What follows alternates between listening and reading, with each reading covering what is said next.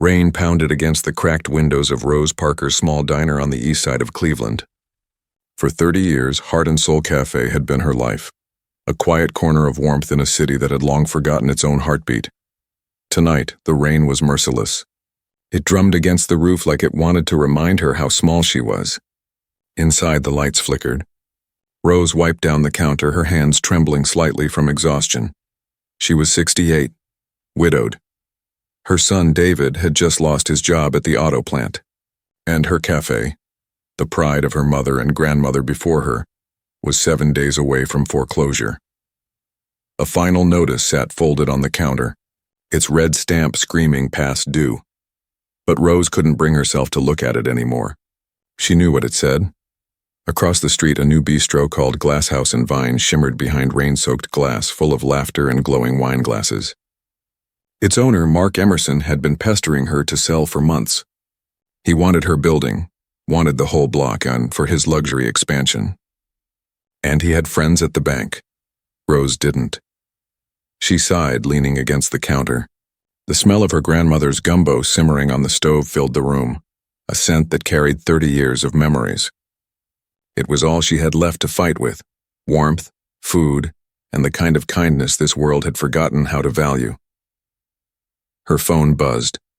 It was Mr. Halpern, the bank manager. "Mrs. Parker," he said, his voice slick as oil.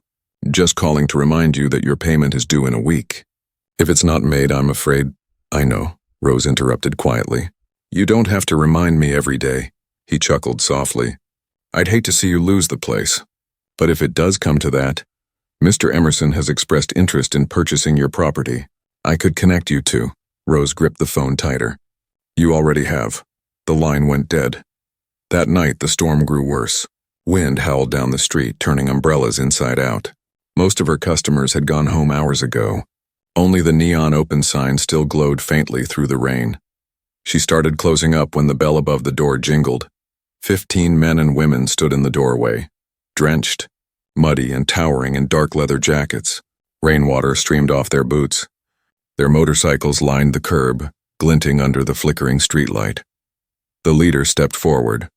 He was tall, gray-bearded, his eyes kind but weary. "Ma'am," he said, his voice deep and gravelly, "we got caught in this storm. Every place turned us away. Yours was the only light still on. Any chance we could wait it out? Maybe get some coffee?" Rose hesitated. 15 bikers at closing time, alone? Every instinct told her to lock the door. But then she looked past them, saw their soaked clothes, their tired eyes, the cold dripping from their sleeves. And she remembered her grandmother's words. "You judge people by their hunger, not their appearance." She nodded slowly. "Come in, coffee's hot. Food costs money, though." The gray-bearded man smiled. "Then we'll eat well tonight." As they filed in, the little diner filled with steam and chatter. The sound of boots on tile, jackets hanging heavy over chairbacks. Rose poured coffee into chipped mugs, the warmth filling the air between strangers. The leader introduced himself as Ray Bishop, president of the Iron Guardians, a motorcycle club from Detroit passing through after a charity run. They had raised money for a children's hospital and were headed home when the storm hit. Rose blinked. "Charity run?" "I didn't expect that," he chuckled. "Most don't." Within minutes, her kitchen came alive again. Gumbo ladled into bowls, cornbread steaming on plates. The bikers ate like they hadn't seen real food in days, with gratitude, not greed. They told stories between bites, of open roads, lost friends, small victories. One of them, a woman named Maya, noticed the foreclosure letter half hidden beneath a receipt on the counter. She picked it up gently, frowning. 7 days? Rose sighed. Banks don't wait for the rain to stop. Another biker, Cal, an electrician with tattoos up both arms, said quietly. They never do, especially when they've already picked who they want to fail. Something in his tone made Rose look up. He wasn't just making conversation. He was remembering. The storm worsened. Thunder cracked overhead, shaking the window panes. Then the lights went out. Darkness swallowed the diner. Rose fumbled for her phone's flashlight. Don't move. I've got a generator in the back, but it's old. I'll take a look, Ray offered. She hesitated again, but there was something calm in his manner. Steady. Follow me, she said. In the cramped storeroom, the generator sat like a sleeping beast. Ray crouched beside it, inspecting the panel with a practiced hand. "Transfer switch is gone," he muttered. "Got a wrench?" "You're handy for a biker," she said. "Used to be an engineer," he replied, half smiling. Before the road called louder than the office. For 20 minutes, they worked together. Rose held the light while Ray rewired the connections. Cal joined them, checking circuits like he'd done it 100 times before. When the generator roared back to life, the diner lit up again. The bikers cheered. For the first time in months, Rose laughed. A real, unguarded laugh. As the night wore on, something strange and beautiful happened. They weren't just customers anymore. They were friends. They helped clean the tables, washed dishes, even replaced a flickering bulb without being asked. Maya took photos of everyone laughing over pie. Cal fixed the creaking door hinge just because it bothered him. Before leaving, Ray approached Rose and said softly, "You didn't have to open that door tonight, but you did. Most people wouldn't. We don't forget things like that." Rose smiled tiredly. "Just doing what I was raised to do." He reached into his pocket, handed her a small card.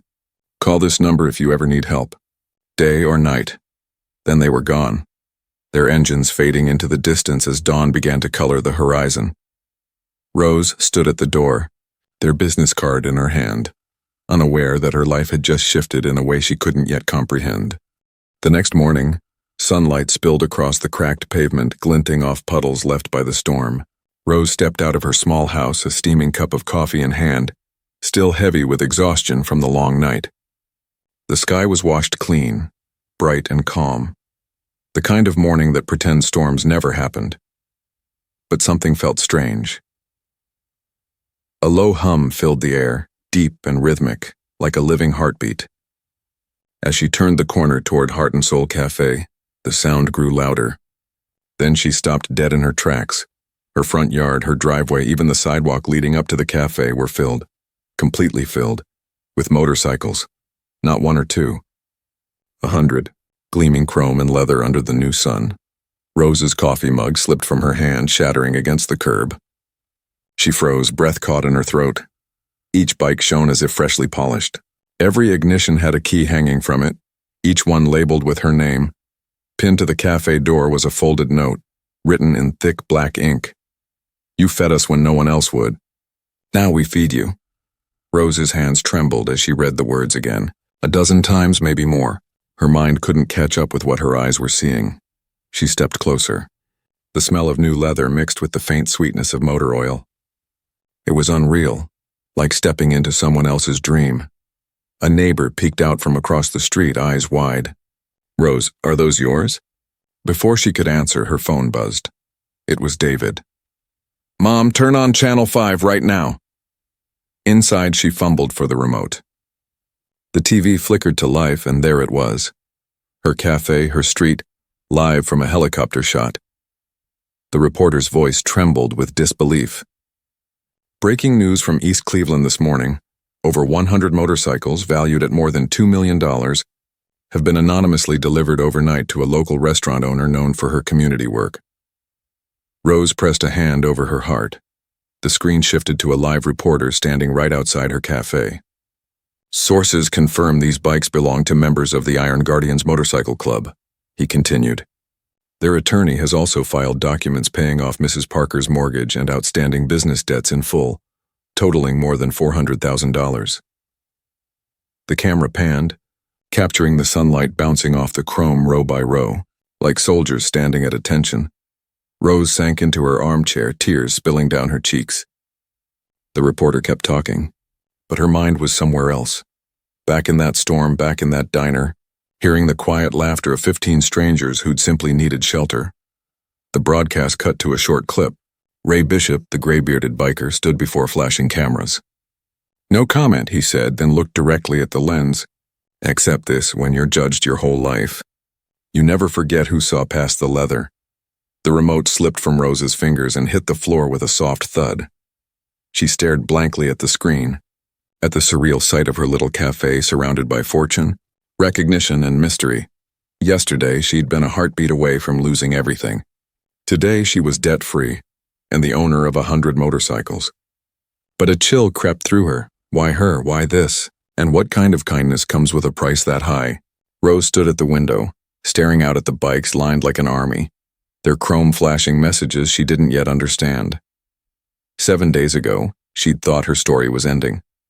Now it was beginning again, louder, stranger, and far beyond her control. She whispered into the still air, "What did I just get myself into?" Her reflection in the glass didn't answer. It only looked back at her, wide-eyed like someone who'd stumbled into a miracle too sharp to touch. By noon, the neighborhood was swarming with cameras. Reporters pushed microphones toward her. Neighbors took photos and strangers shouted questions. She answered none of them. She just kept staring at those bikes, a shimmering sea of salvation and mystery. When David finally arrived, breathless, he took one look at the scene and whispered, "Mom, this doesn't feel random." Rose said nothing. Her eyes drifted toward the far corner of the street where a familiar black sedan was parked. Inside sat Mark Emerson, the rival restaurant owner, watching through tinted glass, phone in hand. His jaw was tight, his face unreadable. Rose met his gaze from across the distance. He looked away first. Something deep inside her stirred, an intuition she hadn't felt since her younger days, when she could still tell the weather by the way the birds flew low. This wasn't over. It was just beginning. And for the first time in years, Rose felt something stronger than fear rising inside her. Purpose. A storm had brought strangers to her door. But the real thunder, she realized, was still coming. The days that followed were a blur of confusion, headlines, and uneasy gratitude. Reporters parked on the street from dawn till dusk. Curious neighbors lingered at her door. Some came to congratulate her. Others came out of suspicion, whispering theories that spread faster than truth ever could. Rose barely slept. The motorcycles gleamed outside her window day and night, like an army waiting for orders. Every time the wind moved, the keys hanging in the ignitions jingled faintly, a metallic choir that made her chest ache. By the third morning, she decided she couldn't live under a spotlight anymore. She brewed a pot of coffee and called David. "We need to talk about what happens next." He arrived 10 minutes later, still in his work boots, carrying a notebook. "The news hasn't stopped running your story, Mom. The Iron Guardians made you a hero overnight. But I don't like it. It's too much, too fast."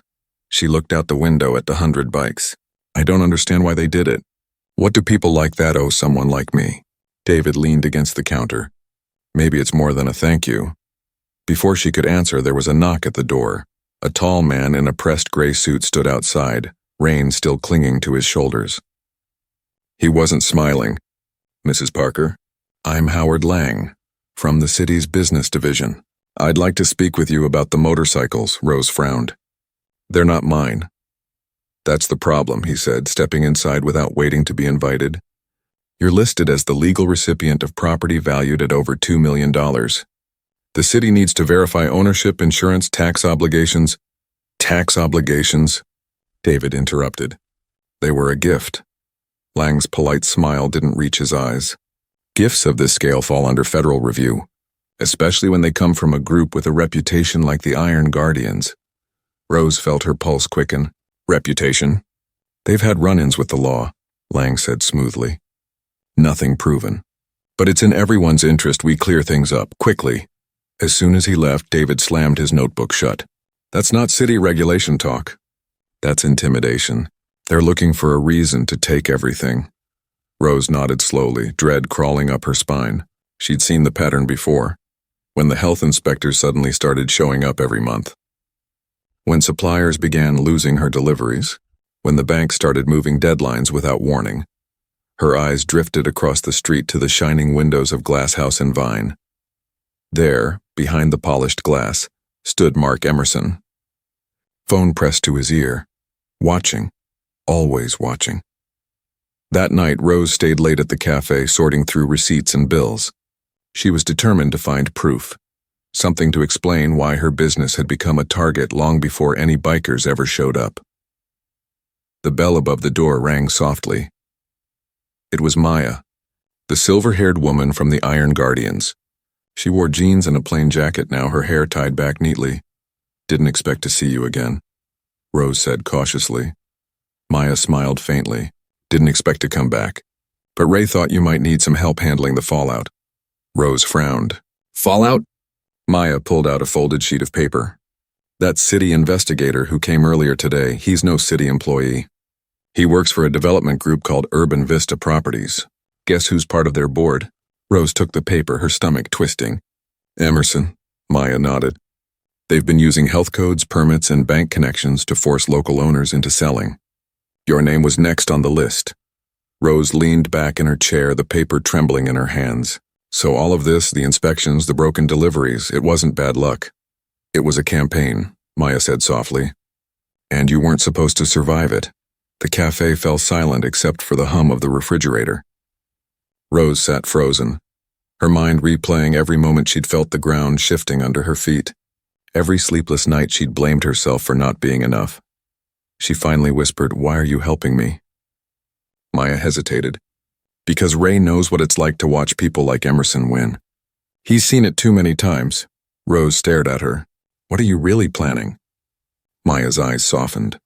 Justice. She placed a small USB drive on the table. Everything you need to understand what's happening is on there. Emails, meeting notes, records from the bank. Before Rose could ask another question, Maya slipped out the door. David returned minutes later, breathless from another confrontation at the bank. Mom, they froze your account again. Said they're reviewing suspicious transactions. Rose handed him the USB drive. Then maybe it's time we show them who's really suspicious. He connected it to his laptop. File after file opened. Documents showing the city's redevelopment plan, financial transactions, and loan denials linked to minority-owned businesses. At the bottom of the spreadsheet in bold letters was her cafe's name. They plan to buy this place for half its value, David muttered. And the same company owns 3 of the inspection offices that find you. Rose's heart pounded as the truth set in. Every setback had been deliberate. Every denial, every error, every visit from the city had been a step in a quiet theft. She stood, gripping the counter to steady herself. They took 30 years of my work and tried to bury it under paperwork. David looked up. So what do we do now? Rose took a deep breath. We do what they never expect. We fight back. That night, as the city slept, 2 black motorcycles rolled silently down her street. One stopped in front of the cafe. Ray Bishop stepped off, his leather jacket replaced by a simple dark coat. He knocked once quietly. When Rose opened the door, he held up a folder. You ready to learn how deep this goes? She nodded. Good, he said, because it's bigger than your cafe. And you're not the only one they've tried to erase. Outside, thunder rumbled in the distance again. Not a storm this time, but something else gathering power, the kind that changes everything when it finally breaks. Rose sat at the counter, her heart thudding as Ray laid out file after file across the table. They looked like ordinary business papers until you read the names: developers, inspectors, bank managers. Everyone connected by strings of transactions that led back to the same source, Urban Vista Properties. You're telling me, she said slowly, that these people used the city, the banks, even the health department to steal from us? Ray nodded. For years. They call it revitalization, but what they're really doing is they force out small owners, buy the buildings cheap, and flip them under shell companies. They've done it in Chicago, Detroit, Baltimore. You're just the next dot on their map. Rose rubbed her temples. And the Iron Guardians. You knew? We've been watching them, Ray said. Half our members are veterans or professionals who lost businesses to the same scheme. We collect evidence, we help where we can, but it's risky. They've got lawyers in City Hall behind them. David leaned over the documents, his voice low. Then what's the plan? Turn this over to the news? Ray's mouth twitched in something that wasn't quite a smile. Not yet. First, we make them expose themselves. Outside, the night stretched long and heavy. Rain threatened again, distant thunder rolling over the rooftops. Rose looked through the window at the rows of motorcycles gleaming faintly under the streetlights. They felt less like trophies now, more like a warning or maybe a promise. Ray continued, his voice calm and deliberate. We've traced the money from the bank to a private fund Emerson manages. He uses city permits and zoning changes to inflate property values, then flips them to Urban Vista subsidiaries. Every time someone fails inspection or loses financing, another piece of the neighborhood goes missing. David clenched his fists. So we gather proof. We take it to the police. Ray shook his head. The police are tangled in it. That's why we document quietly, build enough leverage, and force higher authorities to look. It only works when one person refuses to back down. He looked at Rose. Her breath caught. You mean me? You're the one they tried to destroy in broad daylight, he said.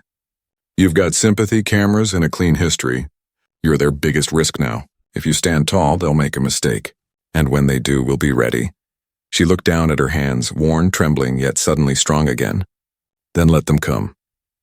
The next morning, Rose opened Heart and Soul Café for the first time since the miracle delivery. The sign out front still leaned sideways, the paint fading, but people came anyway. Old customers. Neighbors she hadn't seen in months. Word had spread. They wanted to show support. Rose smiled and poured coffee for everyone who came through the door. Every handshake steadied her nerves. Every small kindness felt like armor. By noon, the place buzzed with life. Even David looked lighter as he worked the register. Feels good to have a crowd again, he said. Then the door opened. Mark Emerson stepped inside, rain dripping from his expensive coat, his smile cold. Quite a turnaround, Mrs. Parker. Seems fortune likes you again. Rose froze. You're not welcome here, Mark. He ignored her, walking toward the counter. I came to make one last offer before the city reclaims this block.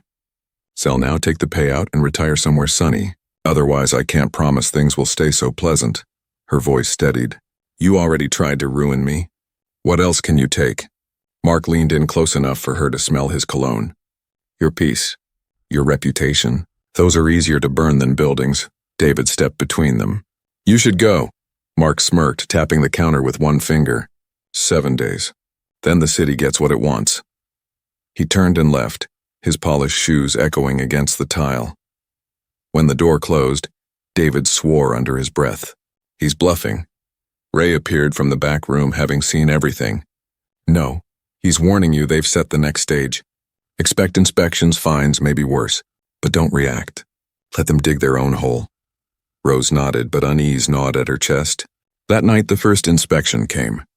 3 officials arrived unannounced with clipboards and cameras, pointing out minor violations, paint chips, a loose hinge, a faded sign. They spoke with the kind of calm cruelty only bureaucrats mastered. She cooperated, signed papers, watched them leave. But the next morning, a notice appeared online. Heart and Soul Café under city review for repeated code infractions. Customers slowed to a trickle. The reporters who once praised her now hovered with questions about connections to biker gangs. Each day brought a new problem. Suppliers canceling orders, her merchant account temporarily suspended. David's frustration boiled over. They're tightening the noose, Mom. We can't keep up. Rose took a breath and met his eyes. Then we don't run. We fight louder. That night she called Ray. It's happening. They're coming for me, he answered quietly. Then we're ready. Tomorrow everything changes. The following day dawned gray and still. Rose arrived at the cafe early, but something stopped her before she reached the door. A white envelope was taped to the handle. Inside, a single page, inspection canceled. Business cleared of all violations. No signature. She looked up and saw Ray standing across the street, hands in his coat pockets. A faint smile crossed his face before he turned and walked away. Rose's phone buzzed. An email from the bank. Her frozen account had been released. Her supplier confirmed delivery of goods. The sudden reversal felt unreal. When David arrived, she handed him the paper. They backed off. He read it twice. That doesn't make sense. Why would they stop now? Before she could answer, the bell above the door chimed again. A uniformed courier stepped inside. Delivery for Mrs. Parker. He handed her a sealed brown envelope. Inside was a copy of a city zoning map with several properties circled, including Emerson's. On the back was a handwritten note. They've been buying silence for years. Not anymore. David looked up at her, eyes wide. Who sent this? Rose didn't answer. She didn't need to. Outside, engines rumbled in the distance. Dozens of motorcycles approaching in unison, the sound rolling through the street like thunder returning after calm skies. Rose stepped outside as the first bike stopped in front of her cafe. Ray removed his helmet, his expression solemn. It's starting, he said. And you're the center of it now. She glanced toward the end of the block where police cars were already turning the corner. What's happening? Ray's gaze didn't waver. Justice takes noise, Rose. We're about to make plenty. The engines roared louder. Windows rattled. For the first time, Rose didn't flinch. The storm wasn't over. It had only changed its form. Sirens echoed from somewhere beyond the neighborhood, faint at first, then growing closer. Rose stood frozen in front of the cafe as the street filled with noise. Motorcycles idling low, reporters scrambling, the sudden flash of blue lights at the corner. The tension was thick enough to taste. Ray stayed beside her, arms crossed, unshaken. "Don't move," he said softly. "Let them show who they really are." A police cruiser stopped in front of Glass House and Vine. 3 officers stepped out, followed by Howard Lang, the same man who had pretended to be from the city office. His confidence looked thinner now, forced. "Mrs. Parker," he called, raising his voice over the engines. "We need to discuss those motorcycles again." "There's new information." Rose met his stare. "I think I've heard enough from you." He smirked. "You might want to cooperate this time. Refusal can be interpreted as obstruction." Ray took 1 step forward. "Careful with your threats, Lang. You're being recorded." Lang's expression faltered just slightly, but he recovered quickly. "And who are you exactly? A vigilante with a camera?" Ray's tone stayed level. "A retired investigator who's tired of watching good people get crushed." Behind them, more motorcycles rolled into view, forming a line across the block. Each rider parked deliberately, a wall of leather and chrome separating Rose's Café from the bistro across the street. Reporters swarmed, their microphones rising like spears, their cameras catching every detail. Then a black SUV appeared at the corner. The crowd turned as federal agents stepped out, jackets marked with bold letters. The street went silent except for the hum of engines. An agent approached Lang. "Howard Lang, you're under investigation for fraud, conspiracy, and obstruction of justice." His mouth fell open. What are you talking about?" The agent handed him a folder. Evidence linking Urban Vista properties to illegal acquisitions and money laundering. "You can discuss the rest downtown." Ray turned to Rose. "It's done." But it wasn't. Not yet. From the doorway of Glass House and Vine, Mark Emerson appeared, pale and furious. "You have no idea what you're destroying," he shouted. "This city needed progress." "You'd rather let it rot?" Rose faced him, her voice steady and clear. "Progress that destroys people isn't progress. It's greed dressed as improvement." The reporters caught every word. Cameras flashed like lightning. Emerson's rant dissolved into rage. "You think you've won? I built this block. I made it worth something again." Ray stepped forward, handing a flash drive to one of the agents. "Not alone, you didn't. You had help from the bank, from the council, from Lang, and you left a trail big enough to follow from here to Chicago." The agent nodded, motioning to his team. Within moments, Emerson was in handcuffs, his shouts drowned by the noise of the crowd. Rose watched him go without satisfaction. There was no joy in seeing a man fall, only relief that the storm had finally broken. When the chaos faded and the sirens drifted away, Ray turned to her. "You didn't just save your cafe, you cracked open a system that's been hurting people for decades." Rose exhaled slowly, the first real breath she'd taken in days. "I only did what anyone should have done." Ray smiled faintly. "You'd be surprised how few people actually do." Days later, the headlines told the rest. Investigations widened across the state. More officials were arrested. Other small business owners came forward with stories just like hers. A new task force was created to rebuild what corruption had eaten away. Heart and Soul Café reopened 2 months later after a full renovation, funded not by pity, but by justice. New paint on the walls, new life in the air, the same old soul in the food. David stood at the counter, flipping the sign to open as the first customer stepped in. "Think Grandma would be proud?" he asked. Rose smiled softly. "I think she never doubted us." The bell above the door chimed. Ray walked in, wearing a leather jacket patched with the Iron Guardian's emblem. He handed her a small box. "For you." Inside lay a brass key attached to a leather tag engraved with a single word: freedom. Rose laughed, tears slipping down her cheeks. "You didn't have to. Neither did you," Ray said. "But here we are."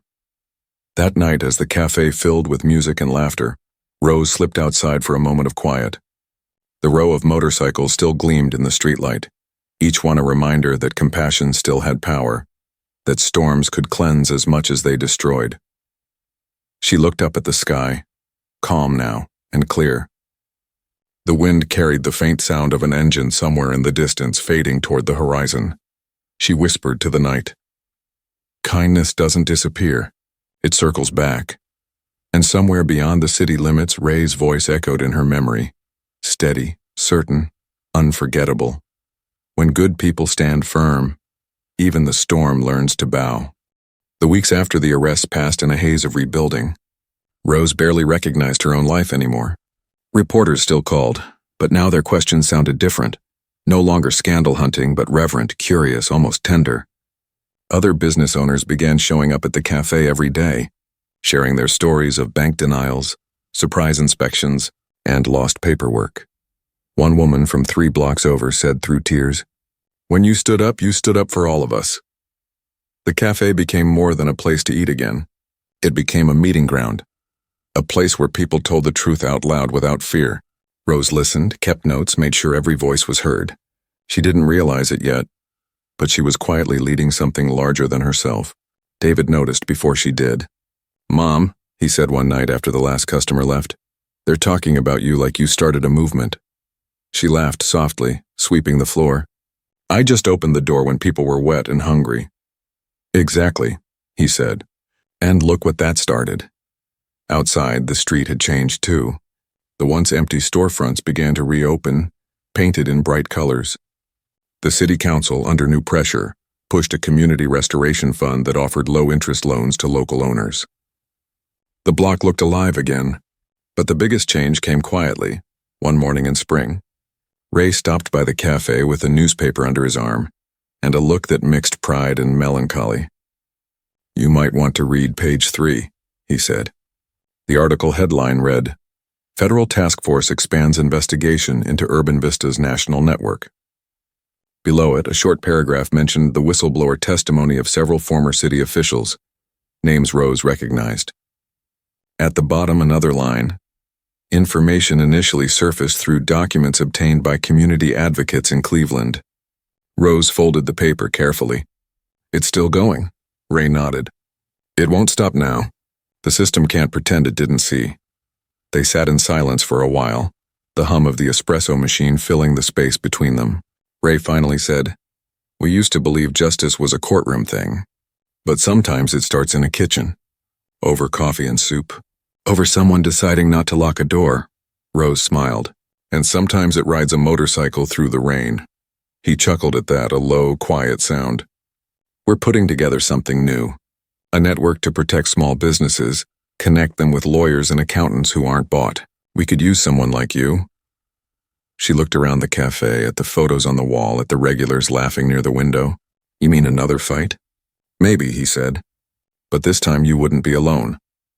She thought for a moment, then reached across the table and shook his hand. "I'm in." The following year, Heart and Soul Café celebrated its grand reopening after a full renovation funded through the New Justice Initiative. There were speeches, music, and a block party that stretched from one end of the street to the other. Even the mayor showed up, shaking hands, making promises to protect what had been rebuilt. When the crowd quieted, Rose stepped onto the small stage set up in front of the cafe. The evening sun caught the gold lettering of the sign behind her, gleaming like a promise kept. She looked out over the faces, neighbors, friends, strangers who had become family, and said, "We thought we were small. We thought kindness didn't matter anymore. But when we stood together, even the walls that were built to keep us silent began to crack." The crowd erupted in applause. Later that night, when the lights dimmed and most had gone home, she stood at the curb beside Ray. Dozens of motorcycles lined the street again, their riders waiting quietly, their engines idle but ready. Ray handed her a helmet. "You ready for one last ride?" She grinned. "You keep asking me that. And one day you're gonna say yes." She looked at him, then at the bikes, at the life she had fought to keep. Maybe tonight's that day. He climbed onto his motorcycle, she climbed on behind him, and the engines came to life all at once. The sound rolled down the block, a deep, steady roar that felt less like noise and more like a heartbeat. They rode through the city streets, past old brick buildings, past lights that glimmered like stars. past corners where pain had once lived, but now carried the hum of something better. When they reached the edge of the lake, Ray stopped. The water reflected the city skyline, bright and alive. Rose took off her helmet, wind in her hair, eyes shining. "It's beautiful," she whispered.